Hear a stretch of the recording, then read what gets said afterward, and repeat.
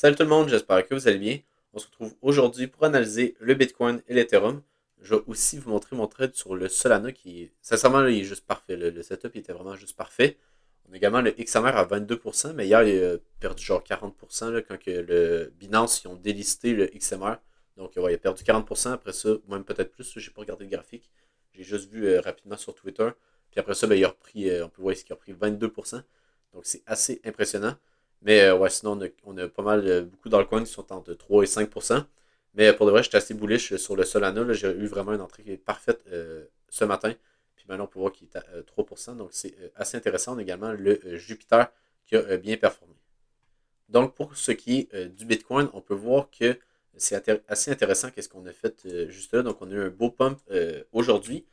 On peut voir qu'on laisse énormément de liquidités juste là. Donc, je pense qu'il y a de fortes chances qu'on vienne encore une fois les chercher. C'est sûr que ça prend encore du temps. Puis, ben, on peut voir qu'ici, on a accumulé énormément de liquidités. Donc, ça prend du temps. Puis, c'est justement ça un peu le but. C'est que dans le fond, on vient piéger tout le monde. Tout le monde vient penser ici qu'on est parti. Puis qu'on va faire un niveau plus haut juste là. Mais pour moi, c'est pas encore le cas.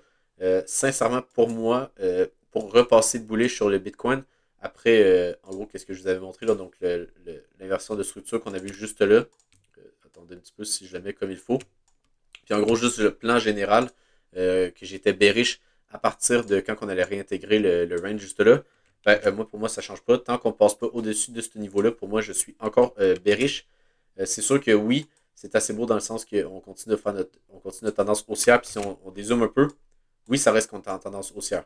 Ça, je suis d'accord. Mais pour moi, ici, quand on regarde la structure du marché en plus petit time frame, donc si on zoome un petit peu, pour moi, ici, c'est vraiment un changement de la structure juste là.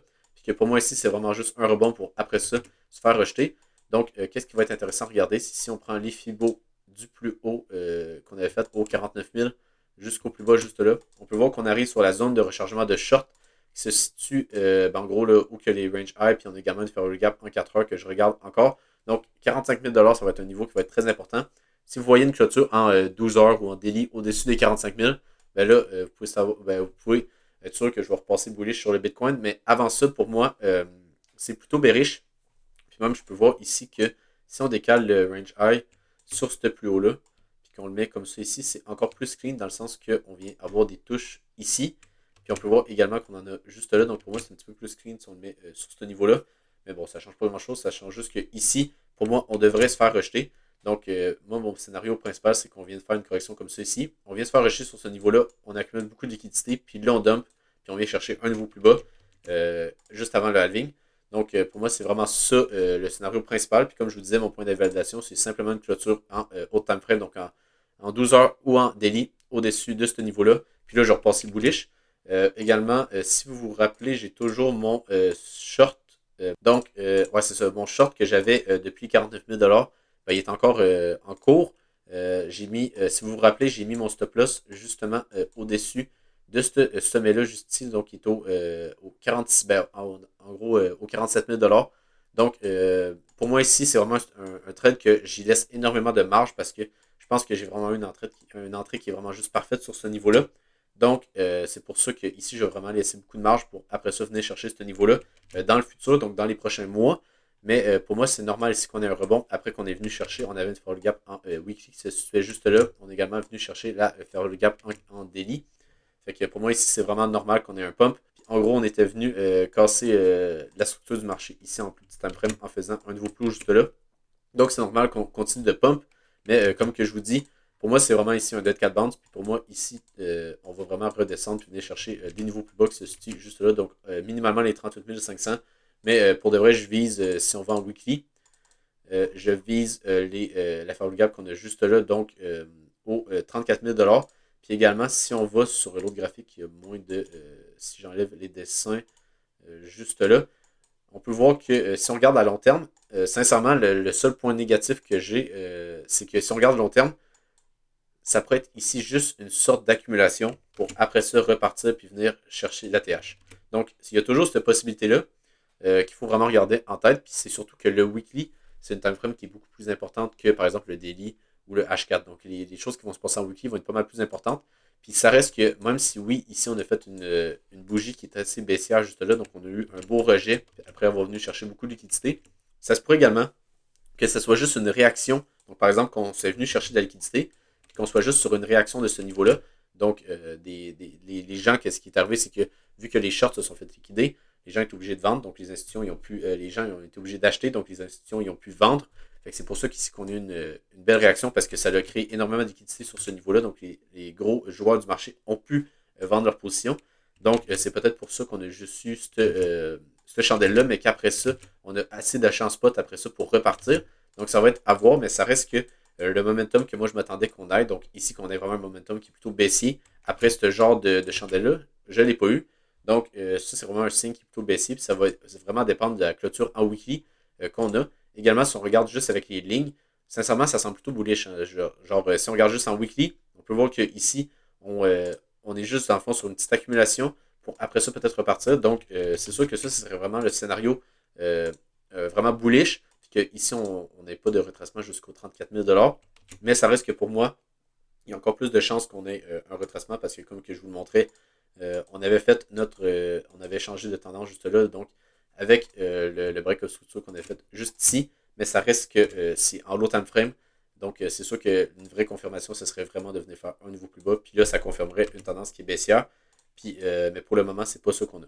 Donc, maintenant, je voulais vous montrer mon trade sur le Solana, qui est, sincèrement, là, c'est un des plus beaux setups que j'ai vu depuis vraiment un bon bout. Là. Je ne sais pas exactement comment temps, mais ça fait vraiment un bon bout que j'ai vu ce genre de setup-là qui était vraiment juste parfait. Je suis rentré quasiment sur le bottom du retracement, donc c'était vraiment juste parfait. Donc, si j'enlève tous mes dessins et qu'on fait juste regarder le graphique, moi, qu'est-ce que je vois directement? On est venu chercher la liquidité juste là. Donc, on peut voir ici qu'on avait des plus bas qu'on n'était pas venu toucher. On peut voir qu'on est vraiment venu la chercher parfaitement avec cette déviation-là. Après ça, qu'est-ce que je vois également? C'est qu'il nous reste de la liquidité à venir chercher ici. On peut voir que, dans le fond, là, ici, on a vraiment une accumulation de liquidité. On vient chercher un côté. Puis après ça, pour moi, ici, on peut voir qu'on n'est pas venu chercher la liquidité. Donc, pour moi, on va venir chercher les 108 $ assez rapidement. Puis, en gros, ici, mon trade, c'est simplement pour venir targeter la liquidité qu'on a laissée juste là. Donc, ça, c'est en 4 heures. Après ça, si je vous remets les dessins, puis qu'on va en 1 heure. En gros, ici, qu'est-ce qu'on avait? C'est que on a notre déviation, on vient faire un break of structure à partir de ce niveau-là. Donc, pendant tout ce niveau-là, on était baissier. Puis là, à partir d'ici, on est rendu haussier parce qu'on vient faire un niveau plus haut à partir d'ici environ. Donc, quand on a fait un niveau plus haut, je passe haussier sur le Solana. Donc, à partir d'ici, je regardais pour tenter des longues. Moi, qu'est-ce que j'ai regardé en premier lieu? C'était qu'on avait, en gros, qu'est-ce que j'avais vu? C'est qu'on avait ce niveau-là qui est en gros une heure de bloc en 12 heures. Donc, pour moi, ici, c'était un niveau qu'on pouvait rebondir. On avait également une autre possibilité, c'était de redescendre dans la zone de rechargement de longue. Finalement, c'est pas ça qui est arrivé, mais on avait également un autre order block, donc une zone de demande en 12 heures. On avait également une ferrule gap qui était juste là. Mais comme que vous pouvez voir, on n'est pas venu la chercher. Ça reste que c'était une zone qui était intéressante. Donc, après ça, j'ai regardé, en gros, si on va aller en 1 heure, ça va être un petit peu plus clair. En gros, ça, c'est notre zone de demande 12 heures, donc le rectangle gris qu'on a là. Après ça, qu'est-ce qui est intéressant, c'est qu'on est venu chercher la liquidité en dessous de ce plus bas-là une première fois. Donc, on est venu liquider les longues. Après ça, on a eu un beau rebond, mais on n'est pas venu faire de nouveau plus haut. Donc, ça, c'était un petit peu le point négatif. Mais sinon, on peut voir qu'ici, c'était assez bullish parce que pour moi, ici, c'était juste une création de liquidité. Donc, c'est pour ça que je vous ai dit que c'est un niveau qui était vraiment regardé parce qu'on a créé une poche de liquidité sur ce niveau-là. Donc, ça se peut qu'on vienne chercher ce niveau-là, puis qu'après ça, on réintègre Pondom. Donc, ça, c'est une possibilité. Je pense pas que c'est ça qui va arriver. Je pense qu'on va venir chercher ce niveau-là, mais ça reste que quand on va venir chercher ici, théoriquement, on devra avoir un petit dump pour après ça continuer de monter. Donc, maintenant, pour ce qui est de l'exécution, en gros, moi, qu'est-ce que j'ai vu? C'est que j'ai vu une correction en 3 vagues, donc 1, 2 et 3. Donc, mon billet était haussier. Après ça, j'ai vu ma correction en 3 vagues que j'aime bien. C'est pas une obligation pour que je rentre en trade, mais j'aime bien la voir. Parce que pour moi, ici, ça veut dire qu'on est rentré. En gros, c'est qu'on a des longues qui sont rentrées ici. Après ça, on pump. Ils pensent qu'ils ont. Ils sont rentrés parfaitement au bottom, fait qu'ils gardent leur entrée, ils mettent leur stop loss en dessous de ce plus bas-là. On vient faire une dernière correction, on vient les liquider, puis après ça, on pump. Donc, premièrement, c'était vraiment une belle correction 3 vagues juste là. Après ça, pourquoi que je suis rentré ici? C'est parce qu'on peut voir qu'on a fait une inversion de structure qui est juste parfaite. Donc, on est venu faire un niveau plus bas. Après ça, on est venu rechercher de la liquidité en dessous de ce plus bas-là. Donc, on vient terminer notre vague 3. Après ça, on vient faire un niveau plus haut. Donc, ça, c'est vraiment pas notre vague 3, mais notre vague C, là, si vous connaissez les vagues d'Elliott. Mais en gros, moi, c'est pas tant important. C'est juste que pour dire pour moi, on avait fini le retracement. Là, donc, la correction 3 vagues pour moi était finie. Puis qu'on allait pump par la suite. Donc, c'est pour ça que, en gros, ici, on peut voir qu'on est venu faire une inversion de structure. On est revenu chercher l'order block juste là.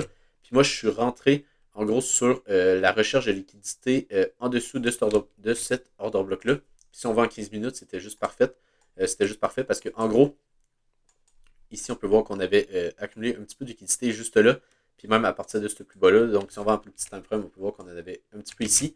Puis, qu'est-ce qu'on est venu faire? On est venu chercher parfaitement ce niveau-là. Donc, mon point d'entrée était sur cette mèche-là, juste là, qui correspondait également à une Farrell Gap en 15 minutes qu'on avait ici. Fait que pour moi, ici, c'était vraiment le bottom. Puis on peut voir qu'on a corrigé un petit peu plus. On est venu chercher bon, ce niveau-là, mais bon, c'est pas de temps important.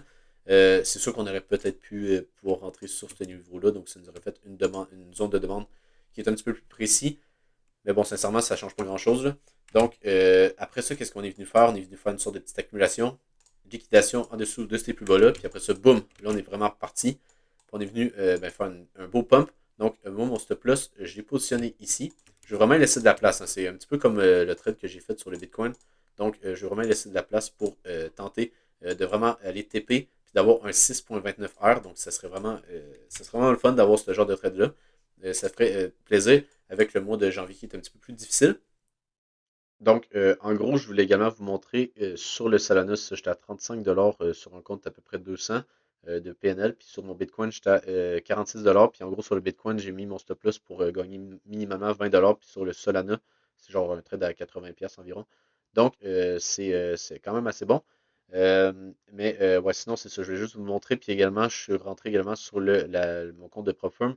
Donc, je suis à 145. Je reviens à 9526. Donc, j'étais à moins 4,8%. Donc, c'est pas si mal, même si, bon, ça reste que je suis quand même pas mal dans le négatif pour ce compte-là. Mais avec le mois de janvier qui est assez difficile, ben, en gros, ça ne m'étonne pas du tout que je sois sur ce genre de performance-là. Mais ouais, c'est ça. Fait que je vais juste vous faire un petit update. Si jamais également vous voulez utiliser BitGet, parce que pour BitGet, ben, en gros, c'est que sur Zumex, vous n'avez pas l'option de juste acheter en spot. Donc, je vous conseille BitGet. Mais moi, j'aime bien trader sur Zumex parce que les frais de transaction sont plus faibles. Mais ouais, ça, si jamais ça vous intéresse, BitGet, vous pouvez aller checker en description. J'ai mon lien d'affiliation. Donc, ensuite, sur le Jupiter, on a également eu une belle mèche juste là, en daily. Pour moi, ici, ça semble assez intéressant parce qu'on peut voir qu'on a, pour la première fois depuis le listing, eu quand même un petit peu d'acheteurs. Je vous parlais également des niveaux psychologiques des 50 cents. On peut voir qu'on a bien rebondi, mais on a eu un bottom à genre 50, ouais, 50 cents environ. Donc, c'est souvent le cas quand on a des projets qui sont listés vraiment plus tôt comme ça. Donc, puis qu'on a une petite baisse comme ça ici. Quand on vient chercher des niveaux psychologiques, les 1 $, les 50 cents, les 2 $, les 10 $, peu importe, ben, d'habitude, on a une réaction. Sincèrement, ici, ça pourrait être un bottom parce qu'en gros, ici, on est venu faire un niveau plus haut. Donc, pour moi, ici, ça pourrait être un bottom. Puis, on pourrait, à partir de ce moment-là, pump. Parce qu'on peut voir que, pour moi, ici, le marché a vraiment changé. Parce que, en gros, ici, on venait juste chercher la liquidité. Donc, à chaque fois, on venait juste chercher de la liquidité avant de dump. On peut voir que même ici, on était venu en chercher. Donc, à chaque fois, c'était assez baissier. J'avais également parlé que ici, moi, j'en avais acheté juste là. Que je vous avais parlé que, si je vais juste en 1 heure, que ici, ça pourrait être un bottom à cause de la déviation que je vous ai montré juste là, puis qu'après ça, on fait ça comme ça. Finalement, c'est pas ça qui est arrivé. J'avais dit que si jamais on réintègre, ben, on devrait dump, on devrait venir chercher les 50 cents. On est venu chercher ce niveau-là. Donc, maintenant, pour moi ici, je voudrais vraiment qu'on ait un bottom dans cette zone-là. Donc, on ait plutôt un dip qui soit racheté, parce que notre bottom est sûrement ici. Donc, pour moi ici, le niveau là, juste là, qui est assez important, c'est une zone pivot. Donc, théoriquement, on devrait rebondir sur ce niveau-là. Également, si on prend les Fibos, on peut voir qu'on arrive dans notre zone de rechargement de longue. Donc, on pourrait très bien avoir une genre de petite mèche ici pour après ça venir partir. Donc, moi, je regarderais vraiment ce niveau-là sur le Jupiter. On a également le Unibot. Bon, pour ben, pas pour ce trade-là, parce que c'était plus un genre d'investissement, mais que je me mettais une invalidation. Donc, en gros, j'ai deux sortes d'investissements en spot. J'ai des investissements en spot que, en gros, ben, je fais juste acheter, puis que je ne regarde pas vraiment le prix dans le sens que je ne vais pas tenter de sortir si jamais on descend plus bas ou peu importe. Donc, en gros, ce genre d'investissement-là, c'était plus avec un point d'invalidation, puis que c'était plutôt un genre de trade que je faisais, puis que, en gros, je pariais qu'on allait venir chercher des niveaux plus hauts. Finalement, c'est pas ça qui est arrivé. Finalement, sincèrement, là, le graphique était vraiment très très beau.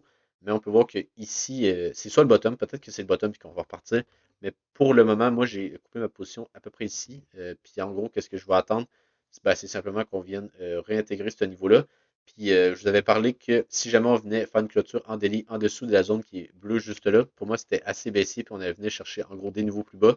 Puis ben, pour de vrai, ça se pourrait que le projet, je sais pas, peut-être que le projet va revenir, puis qu'il va y avoir une news, puis que le prix va pump. Mais si on casse la trendline juste là, pour moi, ça serait assez baissier sur le Unibot, puis on devrait venir chercher des niveaux plus bas. Puis ben, après ça, je sais pas exactement. Peut-être qu'on va faire un genre de grosse accumulation ici. On va revenir sur ces niveaux-là, on va faire quelque chose comme ça, puis après ça, on va venir pump. Mais pour moi, ici, ça semble pas vraiment l'endroit pour entrer sur le Unibot avec le genre de price action. On peut voir qu'on est réintégré le range qu'on avait juste là. Donc, c'est pas vraiment bullish. On avait également le DOT. Donc, le DOT, vous vous souvenez, en gros, on avait notre inversion de structure juste là. Après ça, on peut voir qu'on avait accumulé la liquidité des deux côtés. Donc, je vous avais parlé de soit long ce niveau-là, un petit peu comme le Solana que je vous ai montré, ou soit short ce niveau-là. Donc, pour l'instant, on est encore entre ces deux niveaux-là. Ça se peut qu'ici, qu'on se fasse rejeter et qu'on fasse quelque chose comme ça ici. Puis après ça, là, on choisit une direction pour ensuite, après ça, venir dump, puis venir chercher un niveau plus bas. Mais pour l'instant, on peut voir que le DOT est assez calme. Ça risque que si on trace une trendline juste là, bon, on est venu la casser, mais bon, c'est pas le genre d'indication qui est vraiment parfait. Ça reste qu'on est dans le haut du range, donc on pourrait se faire rejeter. Mais qu'est-ce que j'aimerais vraiment voir, ce serait quelque chose comme ça ici, une petite réintégration, changement de structure juste là, puis après ça, boum, on vient dump, puis on vient chercher un niveau plus bas, puis la liquidité qui se situe juste là. Donc, si jamais on a quelque chose comme ça ici, inversion de structure, boum, on vient dump, on vient chercher les 6,53 $. On a un petit peu la même chose sur le Chiliz. Donc, même si oui, on a un beau pump aujourd'hui, ça reste qu'on accumule énormément de liquidités en dessous de ces plus bas-là. Donc, pour moi, c'est pas très bullish. En plus, on est venu chercher notre zone de supply juste là, que je vous avais parlé que j'avais manqué mon short juste ici. J'avais montré mon entrée à peu près ici, là, puis qu'on avait bien dump. Donc, moi, pour l'instant, je suis assez bearish sur le Chiliz. En plus, on était venu chercher une order block en monthly. Donc, ici, pour moi, ça reste que l'order flow devrait être bearish. On devrait venir chercher ce niveau de supply-là, mais on devrait se faire rejeter. Puis venir chercher, ça, je pense que c'est un ferrule gap en weekly. Sinon, pour ce qui est de l'order flow du Bitcoin, on peut voir qu'on a, même si oui, on a un beau pump, ça reste que l'open interest n'a pas tant augmenté. On peut voir que sur ce pump-là, l'open interest avait autant augmenté. Donc, ça reste qu'on a quand même pas mal de positions qui s'ouvrent en ce moment sur le marché, donc c'est un bon signe. Mais bon, sur les fundings, on peut voir qu'ils augmentent un petit peu juste là, mais c'est pas incroyable, on reste toujours dans le neutre. Donc, ouais, c'est ça. Fait que pour les fundings, il n'y a rien à dire, puis on peut voir qu'on a les spreads en négatif, donc c'est un bon signe. Ça veut dire qu'il y a quand même plus de short que de long parce que le prix en futur est plus bas que le prix en spot. Donc, ça veut dire qu'on a théoriquement plus de short que de long sur le contrat Binance futur comparativement au contrat Binance spot. Donc, c'est un bon signe, mais bon, pour l'instant, il n'y a rien à dire. On peut voir qu'on a un petit peu d'achat en spot, puis ça l'a fait bien monter le prix. Mais ça faisait quand même un bon moment qu'on avait de l'achat en spot. Dans le fond, dans toute cette accumulation-là, ici, on avait quand même pas mal d'achat en spot, donc c'était quand même un bon signe. Même si je vous parlais qu'on pouvait avoir une certaine. En gros, ça pourrait être une divergence. Finalement, on n'a pas eu notre divergence parce qu'on est venu faire un nouveau plus haut. Bon, sinon, pour l'Ethereum, je voulais également vous montrer le graphique en plus haut time frame parce que je ne vous avais pas montré sur TradingView. Mais en gros, on est juste venu faire un nouveau plus haut juste là, mais on n'avait pas grand-chose à dire. On peut voir qu'on accumule énormément de liquidités en dessous de ces plus bas-là. On peut voir que la seule bonne nouvelle, c'est que si on regarde en plus long time frame, on peut voir qu'on a les spreads qui sont passés du positif durant cette phase-là au négatif. Donc, encore une fois, les gens vont venir shorter le bottom, puis long le top. C'est tout le temps ce qui arrive. Après ça, on peut voir que les fundings descendent, donc c'est un bon signe. Donc, on a les fundings qui descendent juste là. Donc, en gros, ici, on peut voir les fundings qui descendent, les spreads qui descendent, puis on a l'open interest qui est genre flat. Fait que ça, c'est quand même un bon signe. On peut voir également qu'on a de la chance spot juste là, donc un petit peu, c'est pas incroyable. On est venu faire un nouveau plus haut juste là, puis également ici. Sur Coinbase, on n'en a pas encore, mais bon, c'est pas si grave que ça. Mais ça reste que ouais, c'est pas si mal sur l'Ethereum, mais j'avais pas grand chose à dire à part qu'on avait beaucoup de liquidités à venir chercher ici. Donc, à voir qu'est-ce qui va se passer dans les prochains jours. Mais théoriquement, si ma théorie, justement, se concrétise sur le Bitcoin puis qu'on est bearish, théoriquement, sur l'Ethereum, ça devrait être également bearish, puis ça devrait juste être un retest pour après ça venir dump.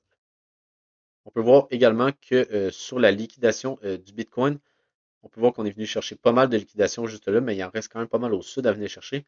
Mais ça reste que c'est quand même normal parce qu'on peut voir qu'on accumulait énormément de liquidités. Donc là, on se le prouve avec les graphiques des liquidations qui en montrent également beaucoup. Donc, on peut également finir sur l'order book du Bitcoin sur Binance. Sincèrement, ici, c'est assez intéressant parce qu'en gros, on avait énormément de vendeurs que je vous parlais dans les dernières vidéos, puis qu'en gros, ils bloquaient vraiment le prix au-dessus, en gros, sur les niveaux des 43 000. Puis on en avait même, si mon ordi veut débugger, juste là, aux 44 000 $. Donc, on peut voir que tous ces vendeurs-là se sont fait acheter. Donc, c'est un bon signe. Ça reste qu'ici également, on avait des ordres qui se positionnaient puis qui montaient tranquillement. Donc, on peut voir qu'après ça, le cours il a vraiment bien monté. Donc, maintenant, qu'est-ce qu'il va rester à voir? C'est si on a un petit peu de vente sur ce niveau-là. Théoriquement, sur les 45 000, on devrait avoir assez de ventes pour qu'après ça, le Bitcoin chute, comme que je vous montrais avec les différentes confluences qu'on avait sur ce niveau-là. Mais ça reste à voir. Donc, si vous avez aimé la vidéo, n'hésitez pas à vous abonner sur Twitter et sur YouTube. Sinon, je vous souhaite une bonne journée et on se retrouve pour une prochaine vidéo. Bye!